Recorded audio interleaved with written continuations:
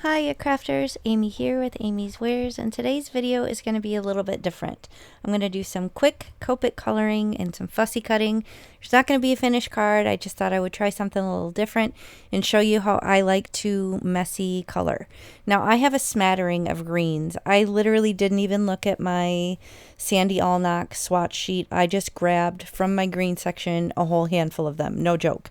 And I'm kind of scribbling a couple down on this white cardstock just to see what colors, but honestly I just started grabbing, so I don't have a lot of patience for coloring most of the time, but I did kind of feel like coloring, and I did have these cute little MFT cactuses, which is my favorite things, kind of already stamped out and in a bag. So I was just kind of sitting there with my daughter, and I felt like coloring these things. So I'm just grabbing at the smattering of greens that I have, kind of willy-nilly, not even necessarily ones that will work great together.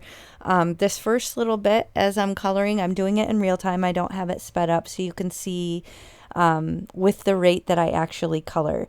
I'm not one of those colors that are colorers that has, 5 or 6 colors in a blend and meticulously goes back. I kind of scribble.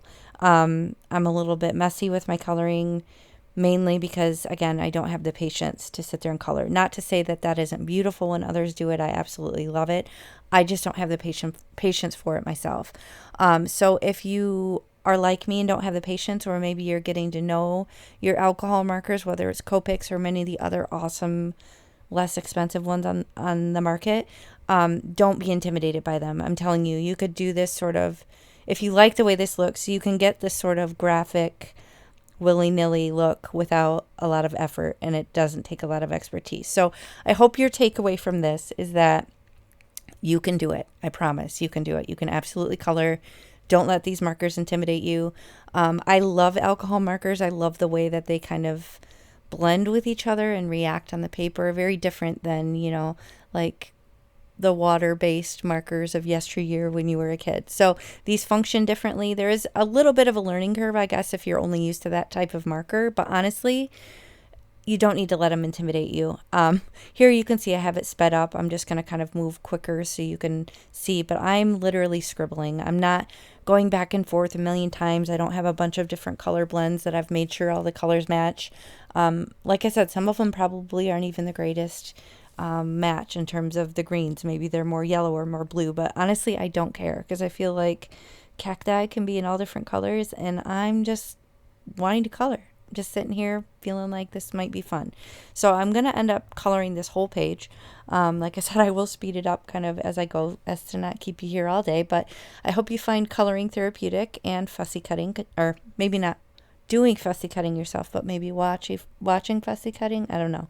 I'm kind of a freak. I like fussy cutting. I know most people absolutely hate it, but I actually like it. I find it quite therapeutic. I actually kind of probably enjoyed that part of it even more than coloring in this case. But the mood struck, felt like coloring. You could also do this if you have like Tombos or water brush markers, like maybe like the new inexpensive Altenew ones, or like Artezas or Zig watercolor pens.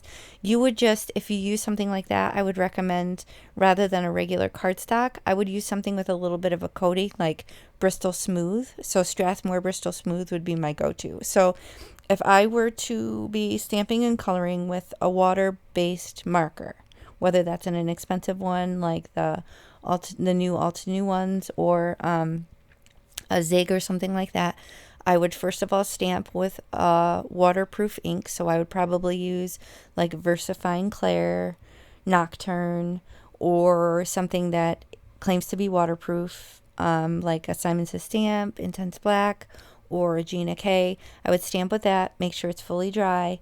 You could even white heat emboss on it, and then I would use, again, Strathmore Bristol Smooth, so that you have a little bit of wiggle room, and then you can use a water brush pen to kind of move that pigment around and help you blend it. So that's just another fun coloring option. Now here you can see I'm just adding some highlights. I have a white gel pen. This is a must-have in your craft room if you don't have one of these. There's several different brands. They're kind of notorious for getting clogged up.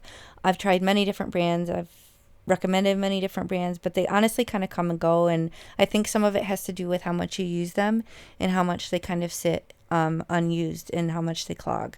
So I just kind of put through a smattering. Now here I'm excited to show you.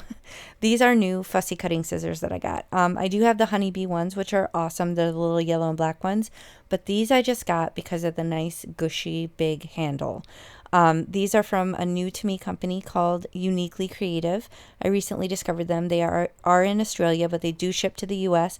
Obviously be a little patient because it is coming from international. It has to go through customs and things like that, but the price of the shipping was extremely reasonable to the US, and they had loads of really cool stuff in the shop. So I will link this as well as any other available products. I don't know if this particular stamp set is still available from My Favorite Things, but if it is, I'll link it below, and I'll link Copics and all the like and things like that. But basically, I'm just showing you in real time here how I fussy cut.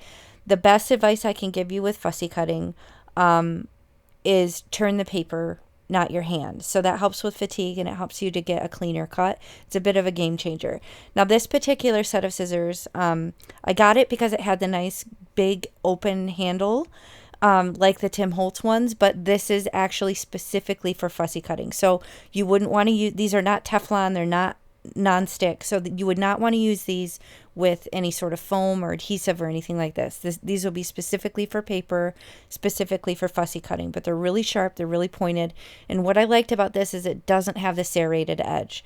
So I like the serrated edge on the smaller Tim Holtz ones, but I don't particularly like it for fussy cutting. It's not my favorite.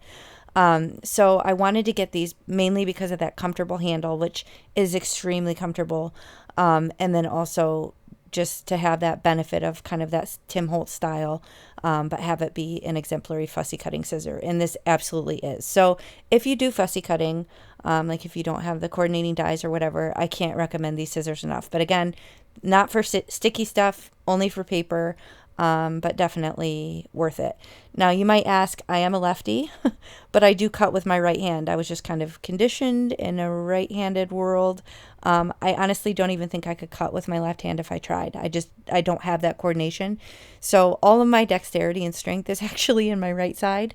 The only thing I really do with my left hand is, well, I eat like a left-hander, so my fork is in my left hand, and I write with my left hand. But that's literally about it. So here's the satisfying bit. This is my storage solution for my critters. I have one of these for my sentiments. I have one for sentiment strips, and I have one for critters. So these are baseball card pocket protector sheets. I will link them below. These have a little lip which kind of holds everything in, which is extra handy, especially for these little tiny die cuts. But when I want to make a critter card, I just simply flip through this book of all these little critters that I've previously felt like coloring and die cutting or fussy cutting out, and I have loads ready to go. So thank you so much for watching. I know this video is a little bit different. If this isn't your jam, do wait until the end screen, and I'll have a couple other videos for you to check out. Otherwise, I have literally hundreds of videos for all different techniques, basically all the different ways to make cards. So thank you so much for spending time with me. I hope you enjoyed this. If you did, please hit the thumbs up and consider subscribing, and I will catch you next time. Bye.